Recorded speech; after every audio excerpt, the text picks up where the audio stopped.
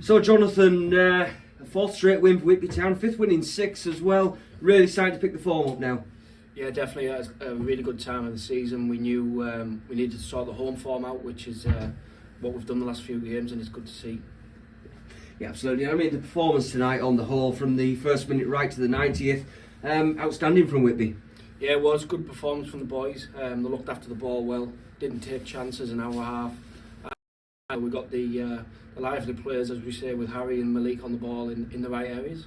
Yeah, absolutely. I mean, you look at the players like Harry and Malik, you can tell by the number of fouls against them how many problems they caused Ashton tonight. Yeah, definitely. And when them two are firing, we're a different team, and it's just a bit of confidence with them, and getting it in the right areas as well. We don't want them coming too deep, but we want them to do the damage in their third, and that's what they did tonight, and all credit to them.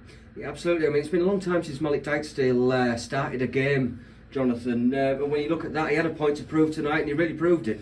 Yeah, he did. Yeah, he's been in and out. He's had a few niggles here and there. His training schedule's been slightly different, but we give him the nod tonight, and he was brilliant, and it was a good decision for him. And it's a bold step as well, dropping Brad Fuster out the side to put him in there. Yeah, definitely. Like you said, no one was really dropped tonight. It was just we've had games Saturday, Tuesday repeatedly for 3-4 weeks, and we've got it again next week. So it's just tough. It's trying to move it about, give everyone the game time that we need, but also not making too many changes that the team's a bit disjointed. So it was a good shape from the boys, and ultimately a great result. In terms of the first half then, Jonathan, Whitby, without creating too many chances, very much in control of the game. Yeah, definitely. I think from the first minute, I think we felt we were in control of the game. Second half was slightly different, but again, after 3-4 minutes, it settled down, and we looked after the ball, retained the ball well. The only thing that was disappointing with us tonight was the end product in the first half. I thought very poor in there. Everything up to the build-up was brilliant, but the final pass, the final shot was poor, and that's what we said to them at half-time. But obviously concentrate at the other end, make sure we keep the ball out. Second half we improved dramatically in their third, and we created lots and lots of chances. We spoke about obviously Dykesdale and Green. It was their link-up that led to Whitby getting the penalty to open the scoring. Yeah, it was good play. Like I say, in tight areas, little 1-2s, players can't live there at any level. So it was good to see the two number 10s kind of linking up really well together. And then Brad Fuster, of course, coming off the bench and getting the second goal to make it 2-0. Yeah, well, Fuster's been ready to come on since early on in the second half. We thought it would have been a second half for Fuster with the way that they'd set up second half with the spacing behind, but the control we had on the game, we kind of delayed it a little bit, and we came on, and one chance, one goal, that's all Brad needs. And something that's been spoken about with Nathan Haslam recently is obviously since Josh Storrs signed, not had really the chance to get him on the field. Tonight at 2-0, the big moment for him, getting him on and getting him his first minutes in a Whitby shirt, which will be great for the lad. Oh yeah, brilliant. Brilliant for the horses, brilliant for the town, brilliant for the club. Like I say, we've tried to keep him involved within the squad, whether he's on the bench or he's not on the bench. Game time, whether he's with his local team or not, but we wanted to try to get him on the pitch at some point with the first team, and luckily enough we've been able to do it tonight. And it's not just about Jos because he's from Whitby. He's also a very good footballer, and it's more his age. He's only a young boy and lack of experience at this level, but he's only going to get it by being involved and around. And, it's all credit to him because he's a good player in there as well. Yeah, absolutely. And I mean, there's been a few question marks obviously since he's signed. He hasn't been on the field, but the situation that Whitby have been in, now they're moving forward and 10 points clear of the relegation zone. There are potentially more chances to see him in a Whitby shirt. Oh yeah, definitely. I think it's when you're battling down lowly at the bottom, it's kind of you strip it all back and you're basically going back to basics, and you do whatever you need to do to get the results. Obviously when you get that little bit of breathing space, you kind of take a little bit more chances or try the unknown really.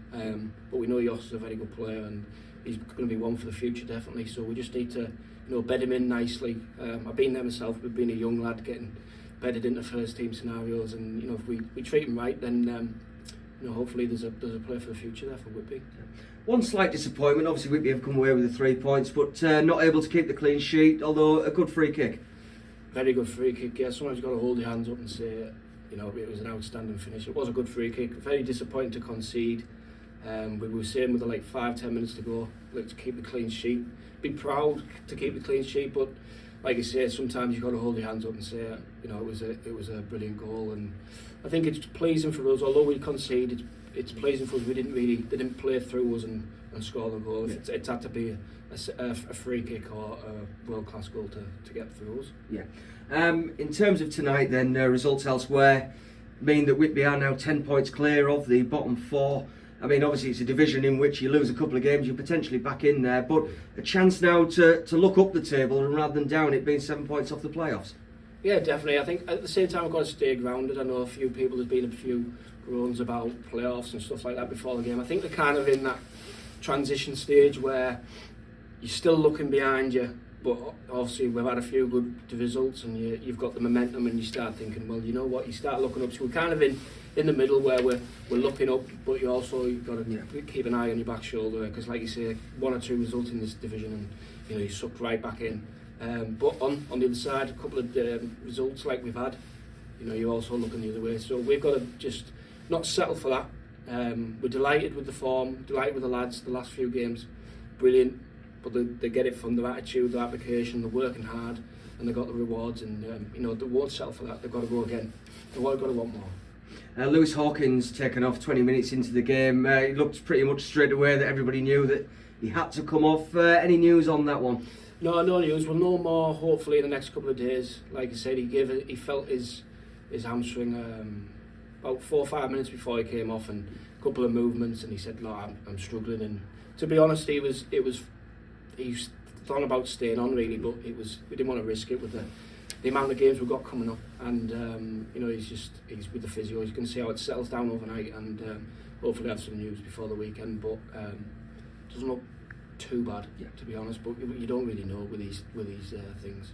Yeah, I mean, we've had just 3 home games in a row. Then looking ahead to Saturday, back on the road, Lancaster City, and it's the same old every week, isn't it? In this league, it's going to be another tough game. Yeah, it's going to be another slog.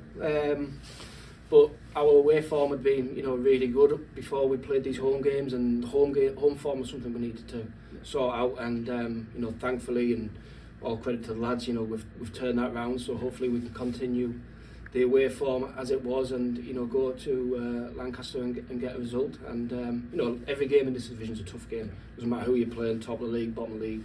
They're all very, very tough games. So we just got to be, you know, on the button. And it's another good chance to build some momentum for Whitby. Yeah, and like I say, the lads there, we've got the momentum at the home form, or form in general. We've got the momentum, but it's important we don't rely on the momentum. We've got to use it to our advantage, and you know, the lads have done that really well the last couple of days. They've you know, dug in there, and they've got the results and got the rewards. Yeah. And just quickly as well, a word for Aaron Cunningham leaving the football club. Disappointing to lose a defensive option. Yeah, very disappointing, because Aaron's he's a great lad. He's a very good footballer. He's had his injuries in the past, and he's overcome them, and you know, he's doing really well. And I think Aaron it's security at the end of the day for him and his family and stuff like that, because it's a long contracts and stuff. So it's disappointing to lose him, but you know, we wish him well, because he's a great lad and he's a good footballer. And like I say, he's had a tough past with his football and his injuries, and you know, he looks to have overcome that now. So hopefully for Aaron's sake, he can kick on and be successful for Mask. And in terms of defensive options then, Jonathan, Sonny Ferguson, Andre Bennett on the sidelines, when do you think we can expect to see them back? Well, I keep hearing the word 2 weeks, but we've been even 2 weeks for the last 2-3 weeks. So I think it's just play by ear really. Sonny's been out running and stuff like that, but I think he's yet to kick a ball. So hopefully we can get him doing some ball work and training really soon. Andre, probably slightly longer, but it's one of those things with you know, the transition with the physio. So we'll get a new opinion on that one, and we'll take it from there. But there's no time scale really, but we just want to make sure that they are 100% right before we put them back in, because we won't be risking any injuries to put them back in. And the Priestley's doing outstanding in the right back position anyway, so no rush. Brilliant. Thank you very much, John. No worries.